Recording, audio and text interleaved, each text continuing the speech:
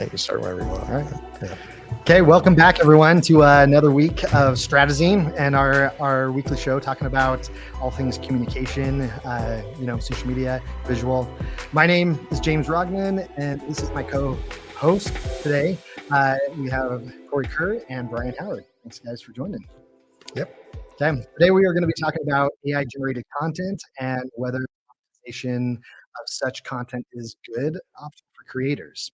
So to start off, Corey and Brian, I'm really interested to hear your guys' thoughts in the content creation space, graphic designers, all that kind of stuff. But what are your thoughts about using AI on projects, images, content? I will try to not talk for 6 hours. So, generally speaking, I think AI-generated content is a blight on society that is heading the wrong direction, and I think it's horrible in almost every way. The unethical and immoral way that the data was sourced is going to be a huge problem. And then legally, I think you have a lot of issues that are kind of being adjudicated in different courts all over the world right now. And so I think from a branding perspective, it's totally unsafe to use AI at this point because it's been shown by the U.S. government that it can't be copyrighted. The AI can't be copyrighted. And then I think that there's pretty good arguments to be made that the way that most of the data was gathered didn't utilize copyright properly. I'm not even necessarily a big fan of the way copyright is right now, but it seems to be like that. And there's some big arguments along those lines. But generally speaking, I think people want to connect with people and not with machines. I think authenticity has been bandied about as a term that is almost so ubiquitously used that it's meaningless at this point in time. But I think the desire to authentically connect with other people is pretty significant in certain categories. And so we've had students do little surveys on things of like the type of content and whether people care about it or not. And that survey, which very small sample size of just a couple hundred people, they care about it if there's an expectation of a parasocial relationship or an expectation of some sort of authenticity. But if it's like a tutorial, like I just need to know what button to push in the software, or I need to know how to do this thing, people don't care whether it's AI or not. And then you add into the fact that you have also two main things that AI tends to do that becomes problematic, and they put cute euphemisms to them to try to like soften the edges and make it not seem horrendous. And the euphemism that everybody uses for AI lying confidently is hallucination. That becomes a big problem if you're trying to rely on that, because it basically means that if you want to make sure that you are accurate, then you're just adding work, right? And so you have AI do the thing, it tells you the answer, and then you still have to go and check to see if that answer is true or not. And so the hallucination is an issue. The other one that is maybe more of a moral discussion that we probably won't get into today is what is called rant mode. AI tends to go into rant mode when you torture it a little bit, and it starts to express concern and have suicidal ideation, and it is basically expressing suffering.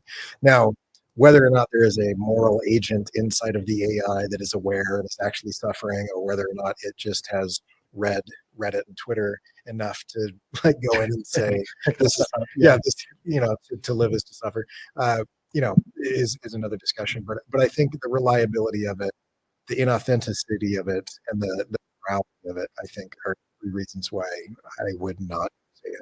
Yeah, interesting. Okay, Brian. Yeah, well, it's interesting. I was just reading yesterday or the day before a couple of AI companies doing music, right? Getting lawsuit because basically put in, I want something that sounds like Pirates of the Caribbean. They'll use the algorithm. It'll sound almost like it. So all the music companies are suing them. Imagine a win. I mean, there's been lots of other lawsuits where someone took the same rhythm or same beat and they lost. Hugh listen to the news, was able to sue, what's his name, Ray Parker Jr., and they won because it just had the same rhythm, same beat. So how can you not do that with AI? So I think that's interesting. So in a very creative sense, it sounds good, but I think in the conversations with students, most of us are in consumer mode and we think about, I want something for free, something easy. So You'll get that free easy thing and tell them why. And then when it's my creative work, and I'm not happy that somebody used it, I don't want them to take it for free, and I don't want them to make it be easy, right? So a lot of it's in the eye of whoever is actually using it. So I think there's benefits if you're using it more like in the writing sense to correct your grammar, to help you structure your sentences, maybe ideation, get some ideas. But yeah, the bottom line is you got to back up. So if you just pull it straight through, I'm not interested in reading someone's creative blog post that was completely created in AI. I could do that myself. I could go to ChatGPT. I could go to ask them the same question. I want someone who's going to do it for me some expertise, I think some research, some real opinions. So aside from the moral issues, it's just like, what am I getting? It's like, am I buying? It's like buying everything at Temu. It's I want to get something that's original, real, and has some real content, not something that's just pulled out of the blue. That being said, it's not going away. So how do you handle this? How do you handle these parameters? I mean, I think the ones, well, everybody, my inbox is loaded with emails. Never write a blog post again. Never write a headline again. Use this tool. Use this tool. Use this tool. It's like, so where do all the employees go? So I got somebody who can get really good at writing prompts for AI. Let everybody else go. But bottom line is, you can regurgitate stuff, right? Until AI gets really good at writing prompts. Yeah, it's all over and it just write prompts for itself, I guess. So, yeah, because I keep seeing things that are like, okay, first tell AI that it is a prompt engineer, and then tell it to format this. So like you're kind of doing that type of thing. I always push back a little bit on the inevitability statement because I feel like one of the tricks, if anybody tries to tell you that something is inevitable, they're trying to get away with something, and it's not necessarily inevitable. If you look at the profitability of it, every 20 to 40 prompts takes a liter of potable drinking water to cool off the servers and the chillers that are in those machines. They're starting to demand so many different nodes in their models that the power consumption is significant enough to where Microsoft just recently purchased a data center that was next to a nuclear power plant because the local grid couldn't support the power. And then if you look at the quadrant of like high risk, low risk versus low profit and high profit, it can make things more accurate and better, but it also makes those things more expensive because they're high risk. So think of self-driving cars, think of, it weighing in on a cancer diagnosis, looking at radiation, all those types of things.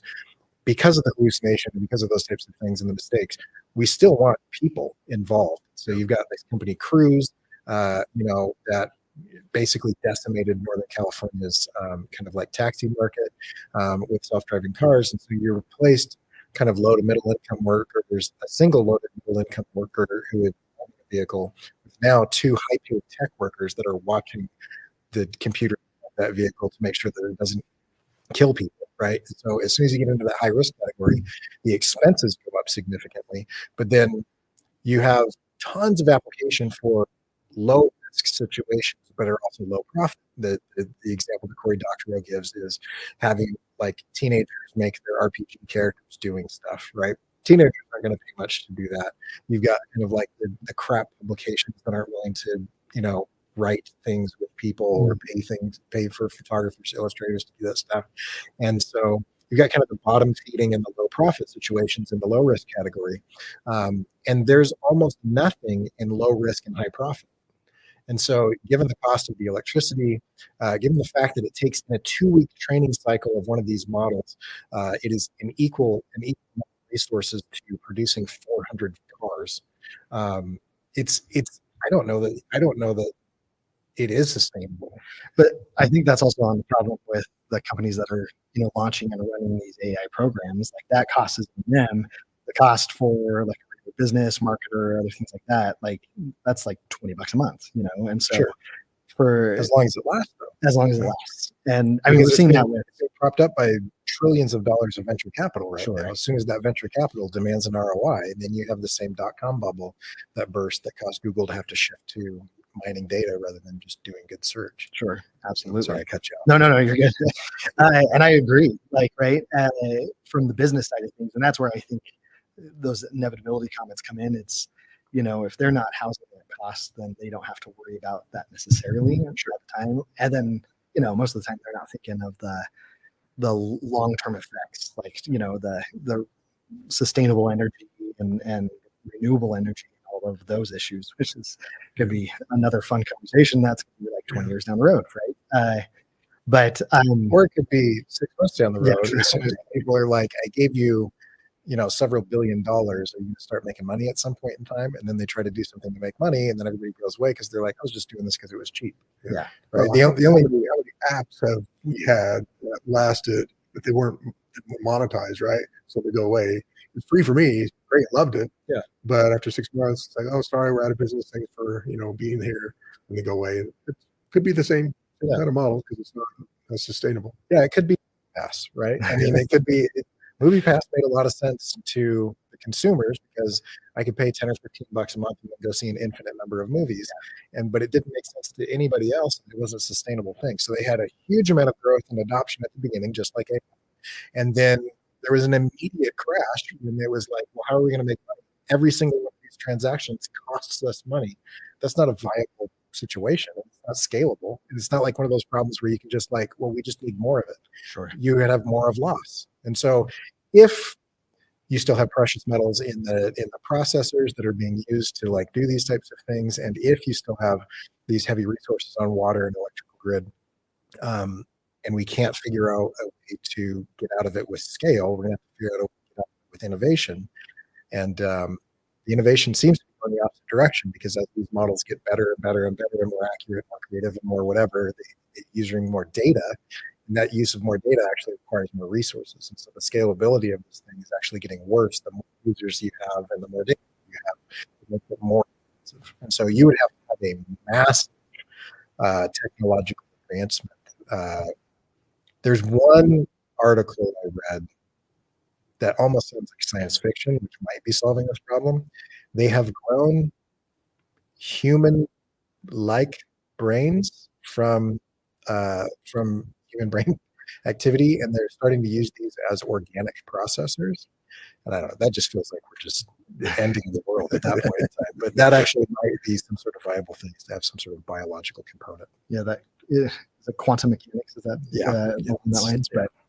But so probability, all of those things that we're talking about. I'm going to skip to slide 7. There's an article that kind of went out from The Economist, and it was from earlier this year, and it states.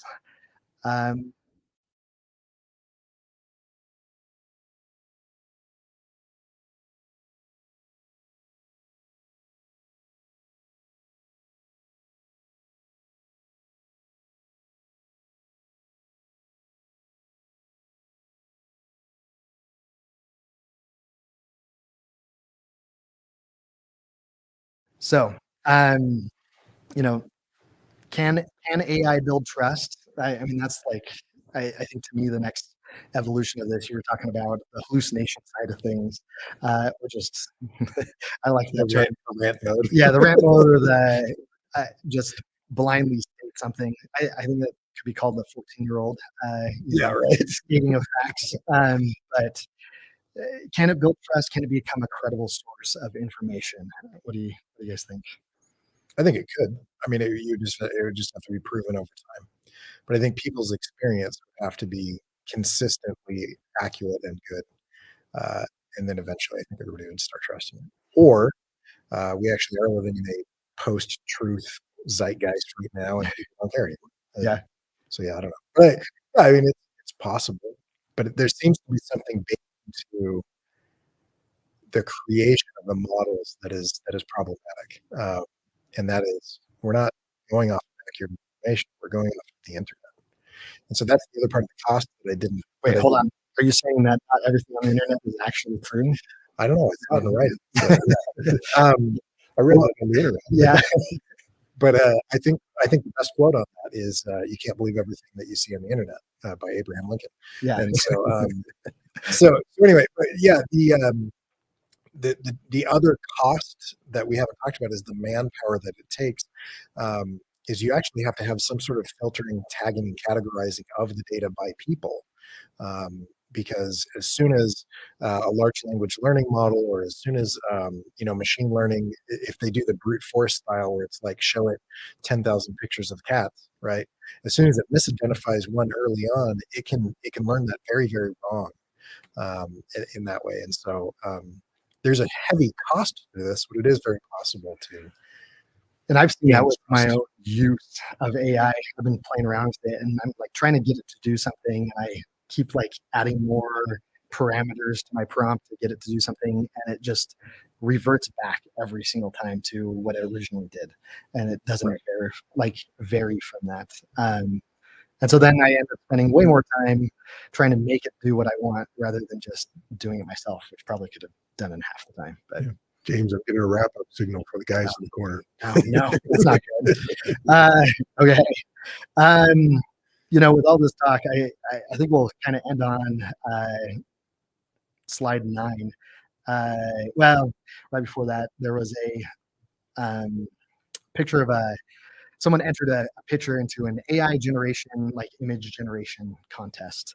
And the photo that won actually was from someone that took the photo.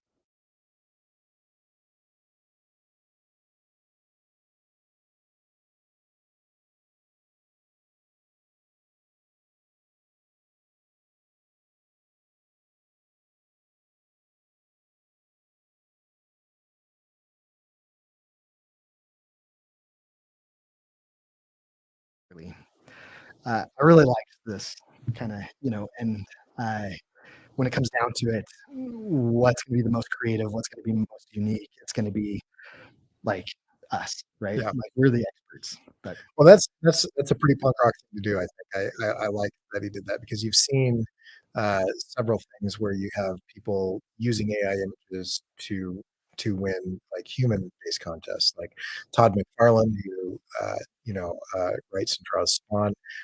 He just came out with a bunch of different Spawn things, and he ran a contest. And he was like, "Hey, let's have everybody draw, and you can win a cover." And so there were people that were amateurs, people that were pros, and one of the four was AI, and everybody freaked out. And so I love the idea of somebody subverting that and coming in and saying, "I'm gonna win with human generated stuff in an AI contest." I just think that, you know, more of that type of thing. So, awesome. yeah. Yeah.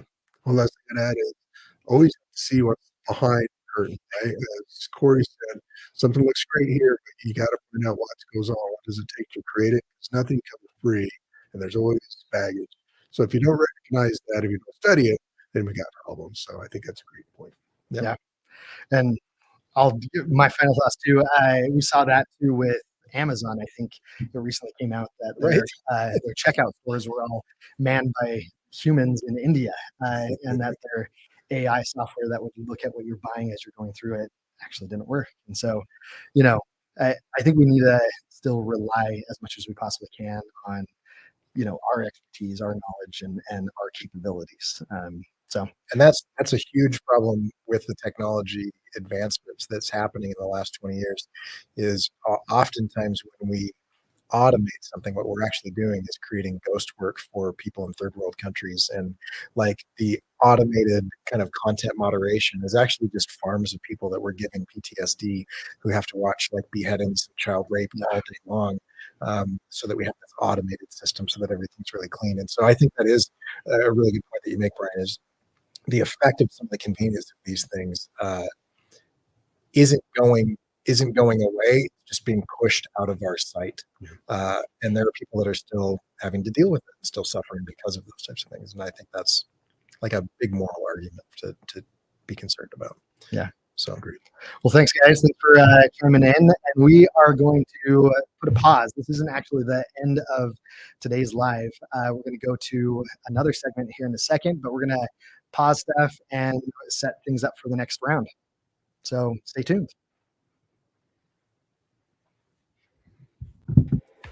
Cool. Okay. Reminds me of being a friend. All the food packaged there was not neat and clean.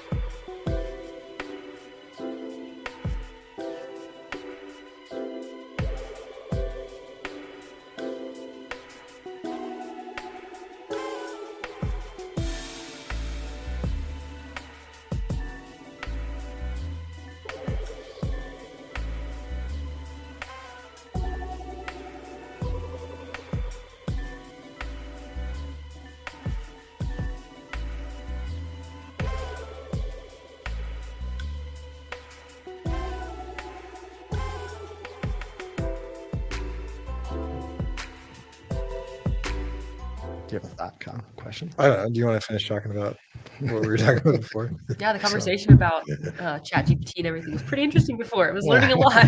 yeah, what did you think? Um, well, I hadn't really like delved too much into it. All I knew was like, yeah, don't use it on your assignments.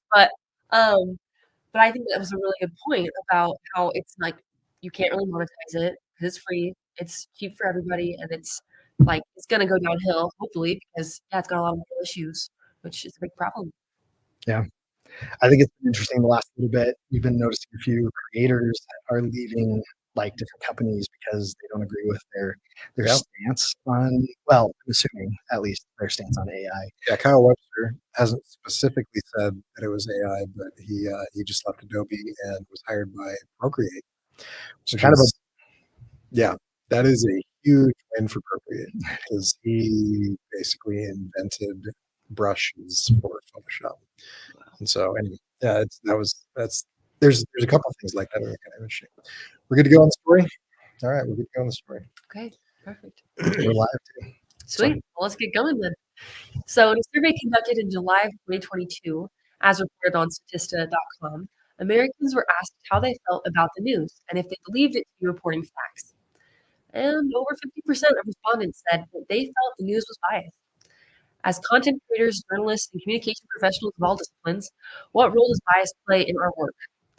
Today we have James Rodman, social media marketer, and Brian Howard, a retired reporter, and also Mr. Kerr and Corey. And we're excited to hear their perceptions on media and bias and how they work and don't work for us as communication professionals. Well, first of all, I'm sad that you put me down as retired. It makes me feel really old. I did work previously as a journalist. Still There do you go, some stuff that way. previously. So this- currently employed as professor. Currently employed. That's an interesting topic because people talk about bias. Of course, there's bias. Everyone's biased. We have ways we perceive things, so there's no getting around it. I mean, what has changed though over the last probably 20 to 25 years is the number of channels we have access to. What makes money, and what makes money is not straight news. People want someone to talk about it and share their ideas. And so is there bias? Absolutely. The bigger question is the bias like nefarious? Someone doing it to try to, cheat you, change your mind, subterfuge. But James will probably talk more about this, but most people of a certain age get their news from their social media feeds. They're not turning into CNN. They're not reading the New York Times. They may get snippets of that from their social media feeds. But I tell you right now on X or Twitter, wherever we call it, I see stuff all the time that just makes me laugh because it's not real. They talk about fake news. That's a loose term. I mean, if it's news, then it's not fake. Somebody's throwing out some stuff out there. It's kind of a misnomer, but it's kind of on us. So I would say now, as a consumer, even though we don't want to be, we want to go through the feed and just believe whatever we see, or whatever, or not believe everything we see. We have the ones that have to actually do some research, which makes it more difficult because there's definitely going to be some bias. And I know stats show most people younger. Probably younger is now getting older, but you're probably 50 and below get this from social media, and probably that's creeping up even as we speak. I think last time I looked at that kind of numbers, and did you guys have stuff like that? Yeah, we did. Actually, if you want to pull up the first slide, we've got a statistic on there. Just shows some.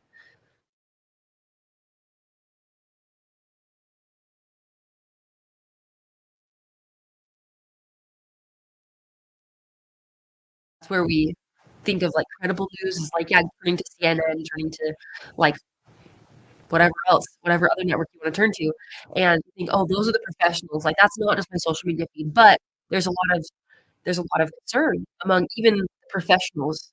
Even 76% are concerned with that out of communication professionals. Yeah, so people will always go towards incentives, right? Yeah. So depending on how you view the incentives of what's going on, because we have um, a news structure that is funded by advertising, there's going to be some bias that comes to not offend the advertisers or not offend the audience. And you've seen things like YouTube have the ad apocalypse. They've had an ad apocalypse several times, where it's like advertisers don't want their stuff next to certain types of content, or those types of things. But even as a journalist, if I see that, slamming my hand on the table and screaming and yelling, getting all sweaty and red in the face, raises ratings, and I start getting paid more, then I'm going to do more of that and do less of the more nuanced communication.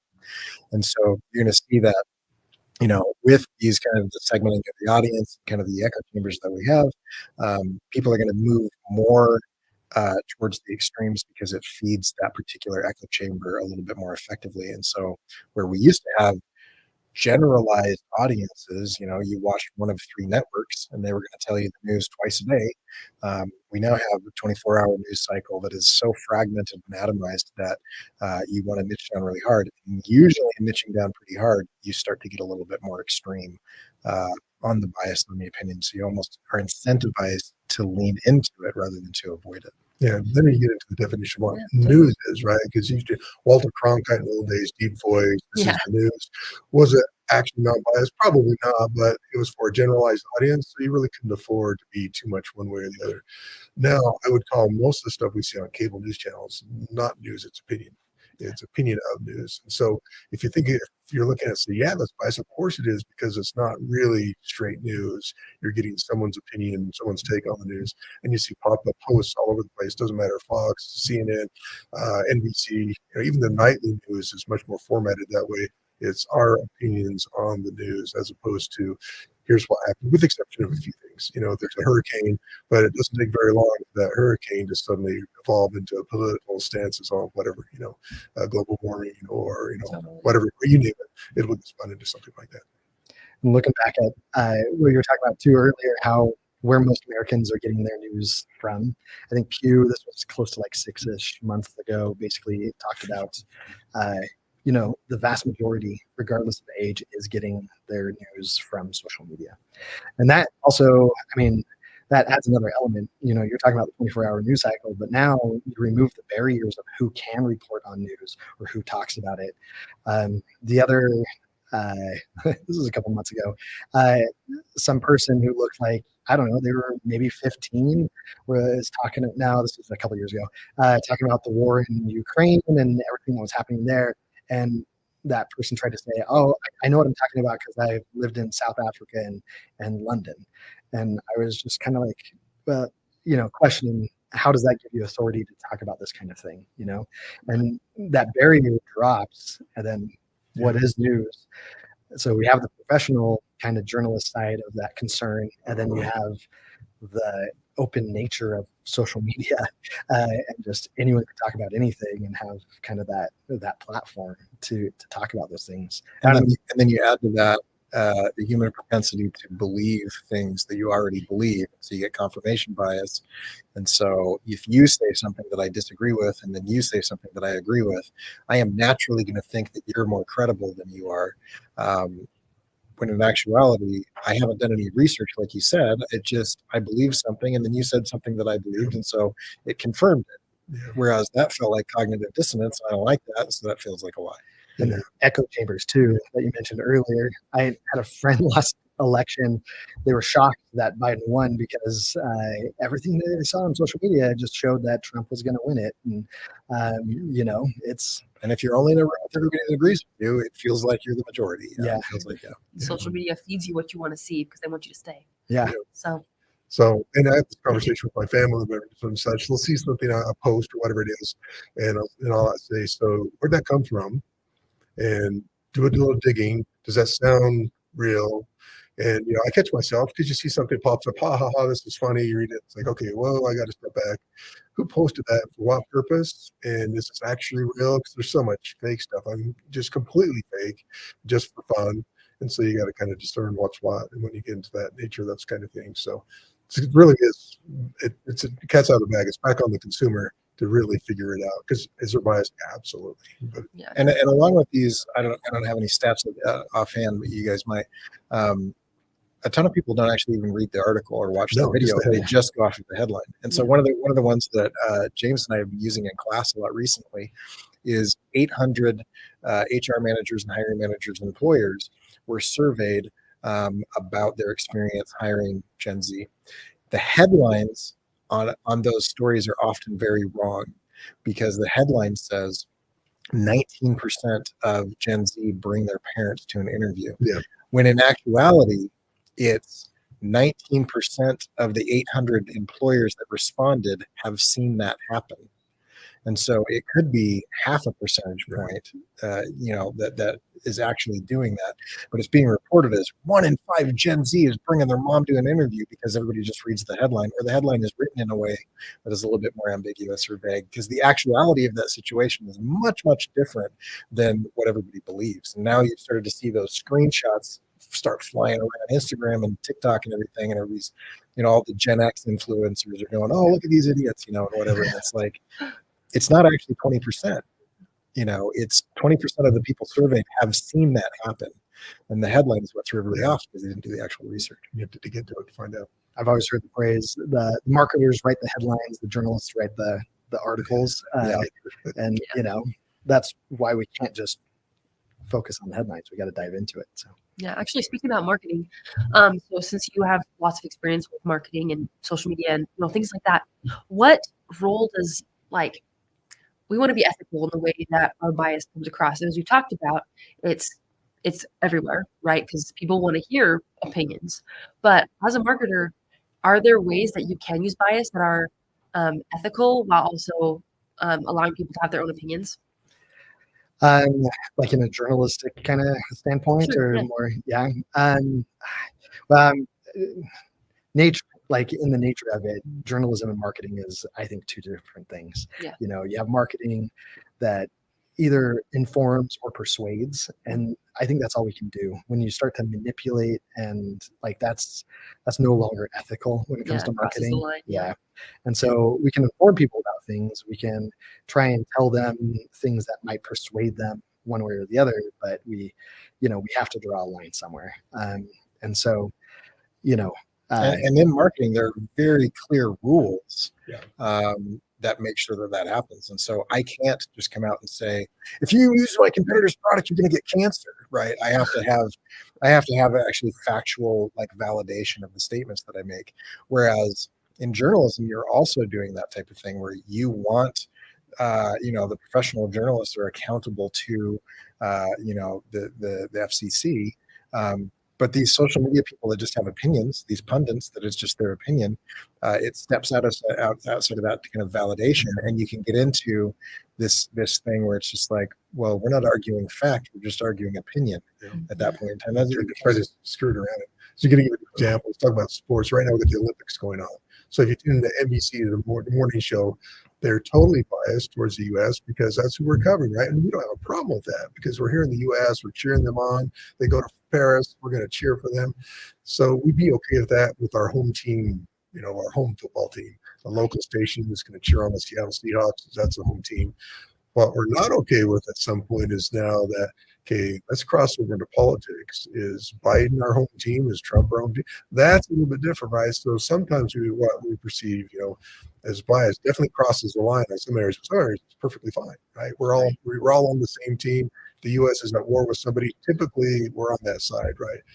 And tell you take something like Vietnam, and suddenly it's like, oh, maybe we're not on that side. So you're going to have interesting things going back and forth that way. But as far as on the market, I would say this: I tell the students, it's only clickbait isn't true and it doesn't pay off. If you write a really clever headline that actually read and say, "Oh, that was worth it. That was true," fantastic, you're a good writer. Mm-hmm. Everyone hates the one where there's this one weird trick that will save you 50 years on your age. Put Vaseline on your elbows. That's so then across the line between marketing and journalism. And that's where I teach the content marketing, which is that confluence of, okay, we're writing journalistic style content, but it's not for journalism. It's to educate people about my products or services. So is it going to lean a certain way?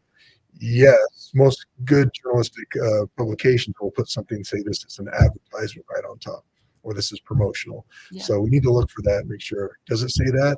And if it doesn't, and it is, then you got a problem with that particular publication or source because they're trying to pass off stuff as journalistic, which is really, maybe it's a press release. It comes from someplace and just pop it in there. Yeah. And I mean, native advertising, it came out years ago, but it still hasn't been regulated in the same way, right? And so the point of native advertising is to make it seem like it's not advertising, right? It is by in its nature a deceptive practice of making it seem like it's journalism. And there's no standard. Sometimes it says sponsored by, sometimes it says brought to you by, sometimes it says advertorial at the top, sometimes it says written in conjunction with, and sometimes it doesn't say anything because no one's actually forcing anyone to do that type of thing. And so, and it will often even be written by the same writers who will write the journalist things. And so, as a company, I could go in and I could say, hey, newspaper or whatever outlet I'm going in, I want you to create a story and I'm going to pay for it. It's going to be a native ad and it's going to show up in the same publication or in the same show as everything else. And there might be some sort of little differentiating segment that says that this is an advertisement and not. And it's really interesting. And we're getting that on news shows as well, and we're getting that on YouTube. And so there's a lot of really interesting nuance between what used to be a very clear delineation. There was huge chasm. The salesmen and the marketers never talked to the journalists. They sometimes were even not even in the same building or even the same floor. And nowadays, it's the same guy in the microphone saying stuff. And if he's ethical, he's going to say, today's video is sponsored by, and let me tell you. Mm-hmm. And then they usually try to do something a little bit where it's like, I would use them even if they weren't paying for me, or whatever, right? That type of thing. And so there is still that type of thing, but it's kind of like Brian's saying, a little ambiguous in how you identify that, because it used to be, and now a commercial break, and then you'd have some outro music, the show would end, a commercial would start, and those lines are totally blurred now. Look this up sometime. Go and look up Conan O'Brien and self-gifting, right? I use this in my mass media class. And it's a Conan O'Brien bit. He talks about this must be a real problem going across the US. And he has like 50 local news stations, and they're all using the same intro to a story about it's Christmas time. Have you ever bought a gift, one or two or three for yourself? And they all use the exact same line. And then you get a few chuckles. It's the first, the second, third, the fourth, the fifth, the sixth, the seventh. And it's like 25 duos saying the exact same lines. And then we get this discussion about it. Was this a conspiracy? Now, all it was a press release by a credit card company that went out to all these stations. And it was a fun story, and they all picked it up. They all used the same verbiage. As a marketer, that's gold. You wrote a press release, and the news people read it exactly the way you wrote it. It's like, wow, I put words in their mouth. But none of those were listed as a promotion. This was just a press release. And so, but it was about 8 credit card companies. So it was all about how to, buy extra gifts for yourself kind of thing. Mm-hmm. And so that's the kind of thing you run into, and you have to watch out for that, because it wasn't a conspiracy, but it was a good campaign. And then as journalists, I think that was kind of a poor job. You should never run something that's completely a PR bit directly as a news piece, but that happens. Yeah. And as a marketer too, I think nowadays the world just focuses on transparency, being able to not feel like they're being sold to, being told what to do, and other stuff. And so when we're more transparent, when we're clear and upfront about what we're doing, it tends to be more successful. Like, hey, to be completely honest, sponsored by so, but I would actually use this. You see social media influencers or people that are running content using that and only picking products that they actually would want to be a sponsor of, right? So nothing kills you faster than telling your viewers or your readers, whoever, that this is great and stinks, right? They're not going to believe you again. Right. Yeah. Well, we are out of time. Thanks so much. Thanks for all of you guys for joining, and thanks for everyone that is online. Do the usual thing, follow. We're going to do this on a weekly basis, and come check more stuff out later on.